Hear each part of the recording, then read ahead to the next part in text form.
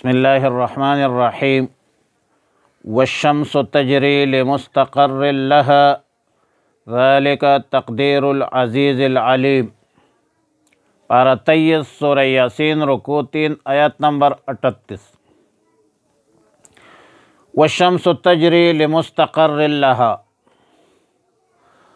آیت کا مفہوم یہ ہے کہ آفتاب چلتا رہتا ہے اپنے مستقر کی طرف۔ مستقر جائے قرار کو بھی کہا جاتا ہے، وقت قرار کو بھی کہا جاتا ہے، یعنی ظرف زمان بھی ہے، ظرف مکان بھی ہے، اور لفظ مستقر منتہائے سیر و سفر کے معنی پر بھی استعمال ہوتا ہے۔ حضرت قتادہ رضی اللہ تعالیٰ عنہ اور دیگر مفسرین نے مستقر سے مستقر زمانی مراد لیا ہے، یعنی جب آفتاب اپنے حرکت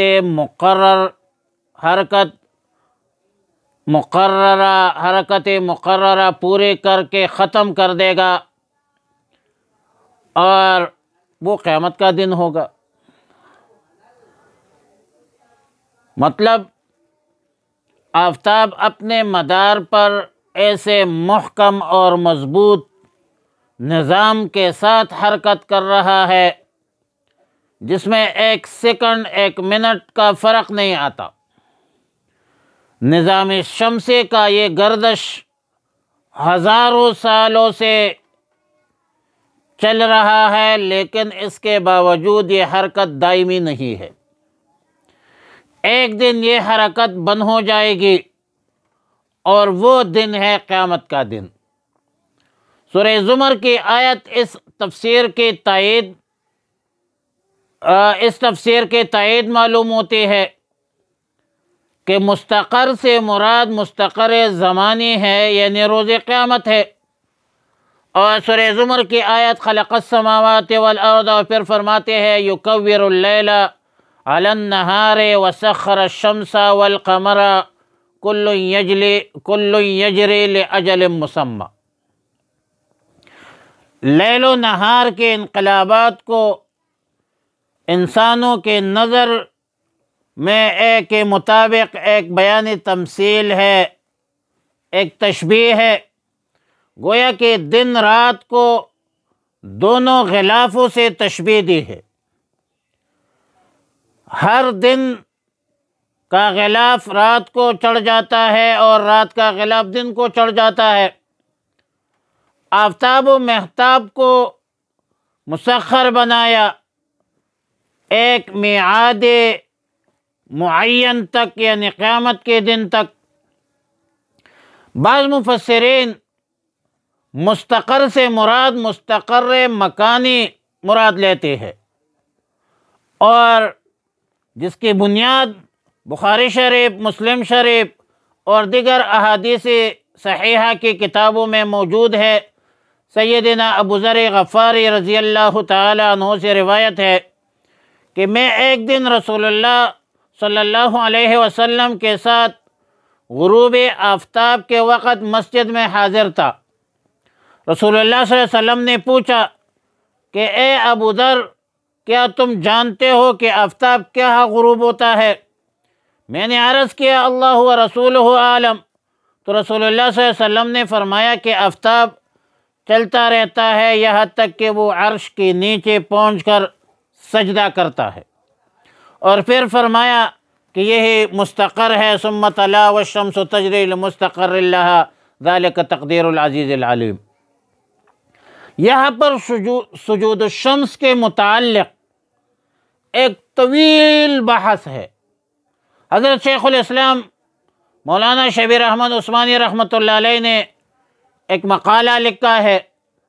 مفتی اعظم پاکستان حضرت مفتی محمد شفیع رحمہ اللہ تعالی نے ایک طویل بحث کی ہے، لیکن خلاصہ تو نہیں کہہ سکتے، لیکن نتیجہ میں یہ گزارش کروں گا کہ پیغمبرانہ تعلیمات یا تعبیرات کے متعلق اصولی طور پر یہ بات کم از کم سمجھ لینا چاہیے کہ آسمانی کتابیں اور ان کے لانے والے انبیاء علیہم السلام خلق خدا کو آسمان و زمین کے مخلوقات میں غور و فکر اور تدبر کے مسلسل دعوت دیتے ہیں، جس سے اللہ تعالیٰ کی وجود، توحید، علم و قدرت پر استدلال بھی کرتے ہیں، مگر ان چیزوں میں تدبر اس حد تک مطلوب شرعی ہے جس حد تک اس کا تعلق انسان کی دنیاوی یا معاشرتی ضرورت سے ہو یا اخروی ضرورت ہو۔ اس سے زیادہ یہ فلسفیانہ تحقیقات، تدقیقات اور اس طرح کے کھوج لگانے کی ضرورت نہیں ہے، کیونکہ اگر ان فلسفیانہ مباحث میں پڑ جائے تو عقلاء، فلاسفہ کے آپس میں اتنا شدید اختلاف ہے کہ آپ کانوں کو ہاتھ لگائیں گے۔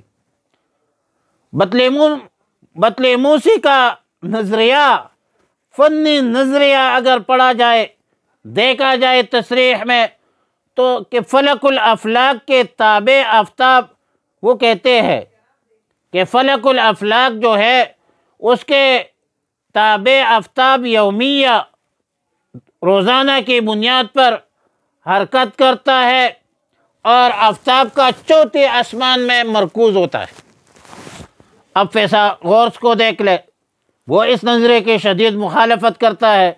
مطلب اس طرح کی یہ جو فلسفیانہ مباحث ہے، اس کا ہمارے جیسے عام لوگوں کو، طلباء کو یا جو عوامی لوگ ہیں ان کو اس سے کوئی غرض نہیں ہے۔ اتنی سی بات ضروری ہے کہ آسمان و زمین کی مخلوقات اور ان مخلوقات کی تغیرات، انقلابات پر علماء ہی دسترس رکھتے ہیں۔ اہل علم کو فتح ہوتا ہے، فلک الافلاک کیا ہے، فلک ثوابت کیا ہے، اور کرۂ ارض، کرۂ شمس، کرۂ قمر اور تصریح ہمارے ہاں فلسفے کی کتاب پڑھائی جاتی ہے۔ اس طرح فلکیات کا جو علم ہے وہ ایک علیحدہ فن ہے۔ عوام الناس کے لیے اتنی سی بات ضروری ہے کہ سورج چاند کے تغیرات میں نماز کے اوقات معلوم ہوتے ہیں، قبلے کے سمت کا تعین ہو جاتا ہے، مہینوں کا، سالوں کا حساب، ایام حج کی معلومات کا دار و مدار جو ہے وہ سورج چاند کے بدلنے پر ہے اور اللہ تعالیٰ کے حکم کے تابع ہے۔ اپنی مرضی سے سورج چاند نہیں چلتے، بلکہ یہ اللہ کے مرضی کے موافق وہ چلتے ہیں، اور اللہ نے مسخر بنایا ہے۔ وَسَخَّرَ الشَّمْسَ وَالْقَمَرَ وَالنُّجُومَ مُسَخَّرَاتٍ بِأَمْرِهِ، یہ اللہ کے حکم کے تابع ہے، اور انسان کا اس میں فائدہ ہے، اللہ کی طرف سے قدرت ہے، انعام ہے، مخلوقات پر احسانات ہے۔ فرمایا وَالشَّمْسُ تَجْرِي، اور سورج چلتا ہے لِمُسْتَقَرٍّ لَهَا، اپنے مقررہ راستے پر، اس کو ہم منازل کہتے ہیں، مدار کہتے ہیں۔ ذَلِكَ تَقْدِيرُ الْعَزِيزِ الْعَلِيمِ، یہ اندازہ ہے اس زبردست کا جو ہر چیز سے باخبر ہے،